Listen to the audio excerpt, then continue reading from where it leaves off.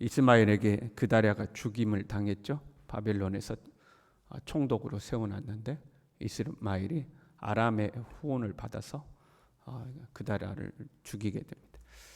그다랴가 살해당했다는 사실을 이틀이 지나도록 그 예루살렘에 사는 그 누구도 이제 모르고 있는 겁니다.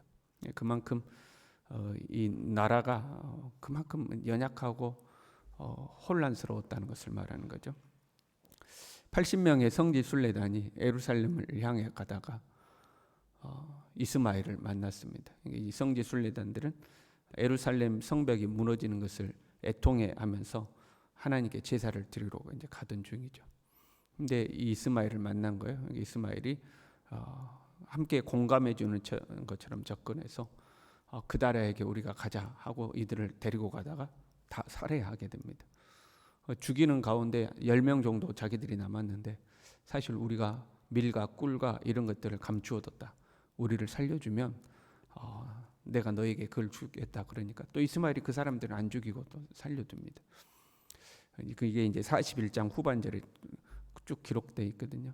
이스마엘이 어떤 대의를 위해서 그러한 것들을 한 게 아니고 자기 욕망을 위해서 했다는 것을 이제 성경에 기록하는 거죠. 그 뭔가 이 재물을 감추어두고 주겠다고 그러니까 이제 안 죽이고 살려주는 거죠. 그렇게 해서 이 예루살렘에 남은 사람들을 싹 다 사로잡아가지고 아람으로 이제 데리고 가는 거죠. 암몬으로 가는 거죠. 그 암몬으로 이제 데리고 가는 중에 요하난이 이제 나중에 그 사실을 알게 된 겁니다. 그다랴가 죽였고 죽임 당했고 이스마엘이 백성들을 끌고 암몬으로 가고 있다 하는 것을 이제 알고 이제 추적해 갑니다. 그래가지고 이제 만나게 되죠. 만나니까 끌려가던 백성들이 지휘관 요하난이 왔다는 걸 알고 거기서 다 들고 일어나서 다 요하난에게 와요. 그러니까 이스마엘이 이제 암몬으로 도망을 가고 요하난이 그 백성들을 데리고 다시 이제 돌아오는 겁니다. 요하난과 모든 지휘관들과 백성들이 예루살렘에 왔는데 예루살렘에 머물기를 두려워했습니다. 이 난리가 났는데 바벨론이 가만히 있겠냐? 우리도 가만두지 않을 것이다. 차라리 애굽으로 도망가자. 애굽으로 가는 것이 낫겠다고 이제 애굽으로 이제 내려가는 거예요. 애굽으로 내려가려고 준비하다가 지금 에레미야에게 중보기도를 부탁하는 장면입니다. 우리가 어떻게 해야 되는지 이제 하나님께 묻는 거죠.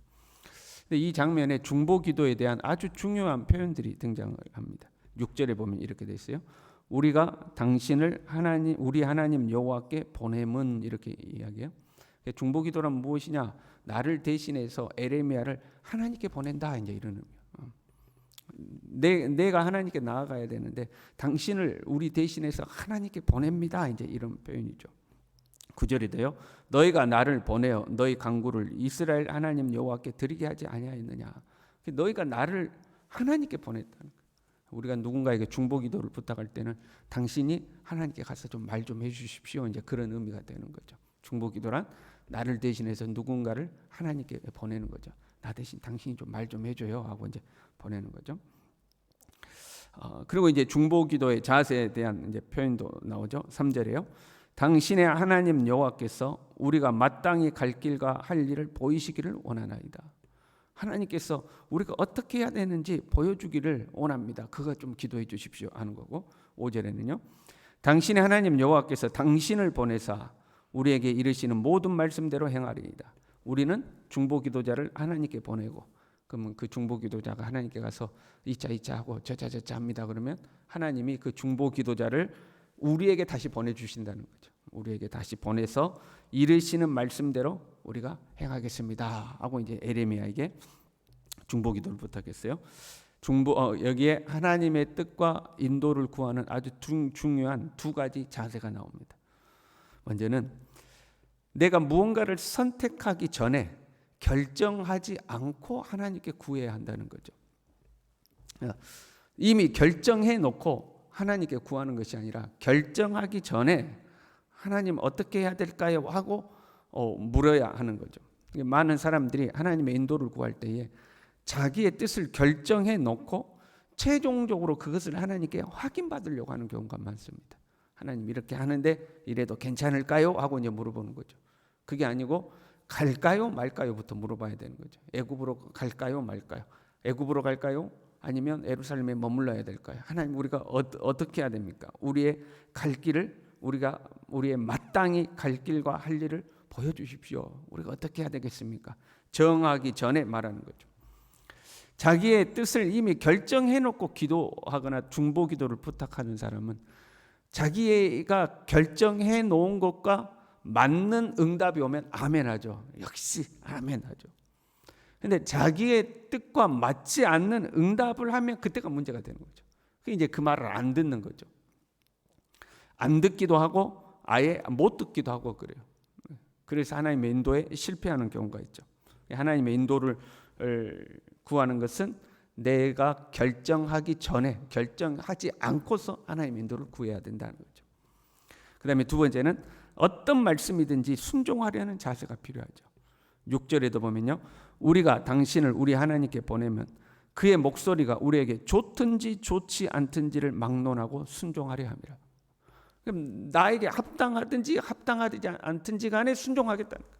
하나님이 뭐라고 하시면 그것이 마음에 들든지 마음에 안 들든지 순종하겠다. 그 자세가 중요하죠. 그래서 우리가 하나님의 인도를 구하는 기도를 할 때는요, 기도의 상당 부분, 기도의 전반부죠. 뭐 당장 1시간을 기도한다고 그러면 그 기도 시간의 전반부일 수가 있고, 내가 20일을 기도한다고 그러면 그 기도의 수일 동안의 전반부일 수도 있고요. 그 전반부는 내 자신을 내려놓는 싸움입니다. 기도란, 어떤 하나님의 인도를 구하는 기도란 나를 내려놓는 싸움이죠.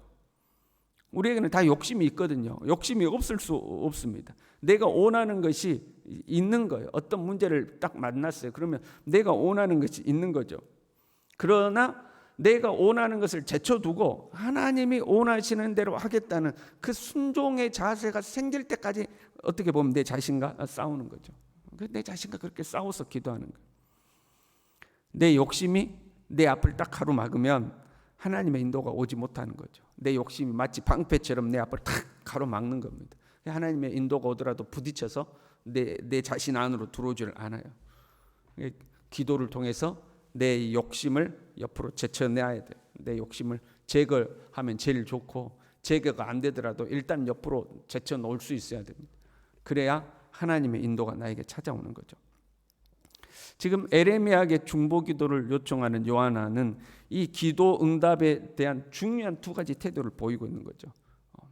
우리가 가야 할 길과 해야 할 일을 알려주십시오 하고 이야기했죠. 애굽으로 갈까요? 이렇게 묻는 것도 아니잖아요. 우리가 가야 할 길과 해야 할 일을 알려주십시오. 뭐라고 말씀하시는지 좋든 싫든 순종하겠습니다. 아주 중요한 자세 두 가지를 가지고 있죠.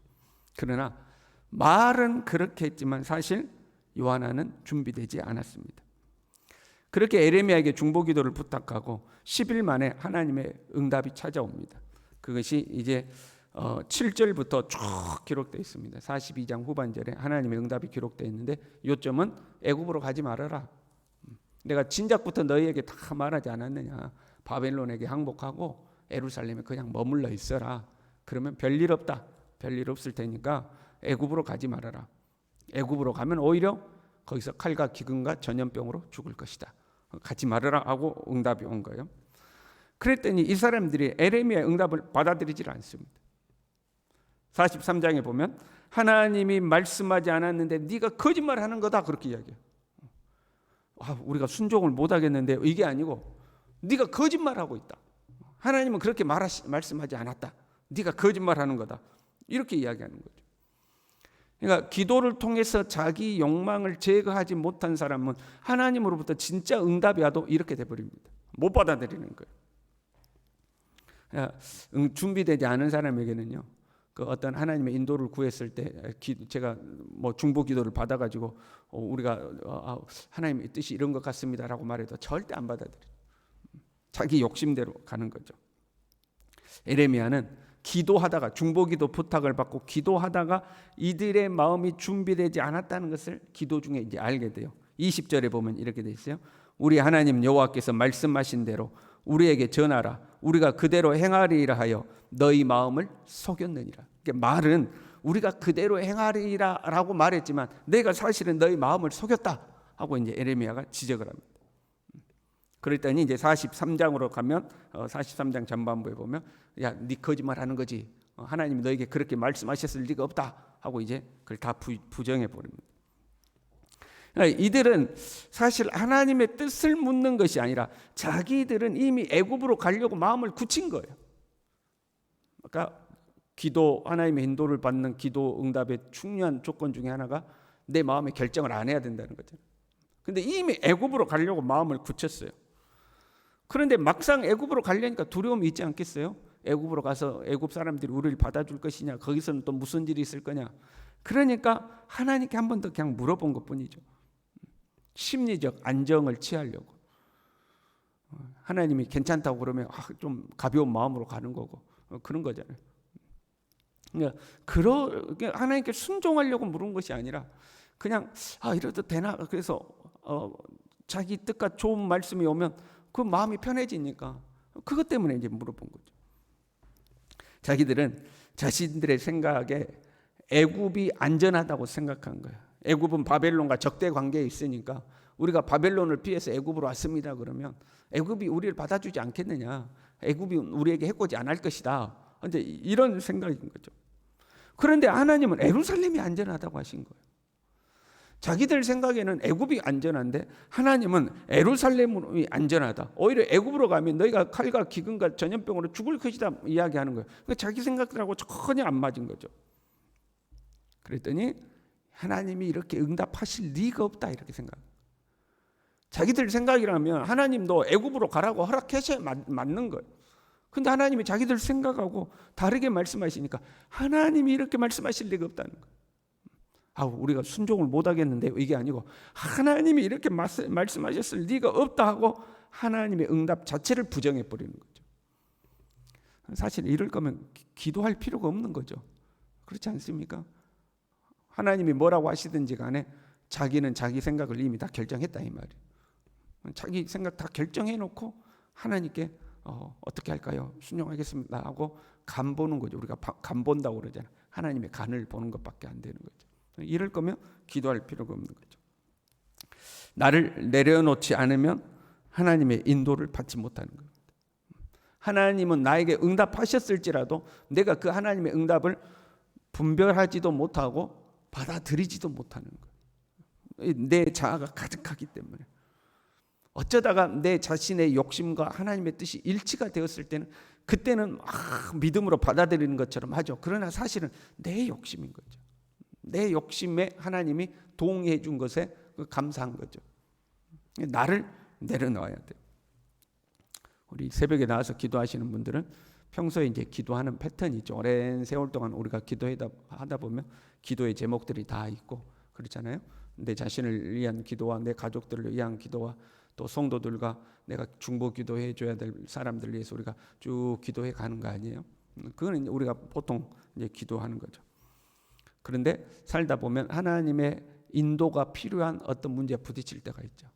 그러면 이제 우리가 평상시에 했던 기도에다가 하나님의 인도를 구하게 됩니다. 하나님 이건 어떻게 해야 됩니까? 하고 하나님께 인도를 구하는 기도를 하게 되죠.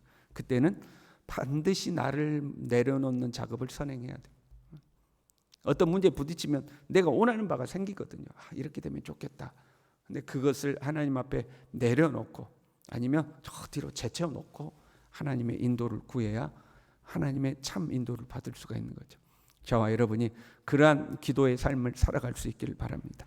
기도하겠습니다.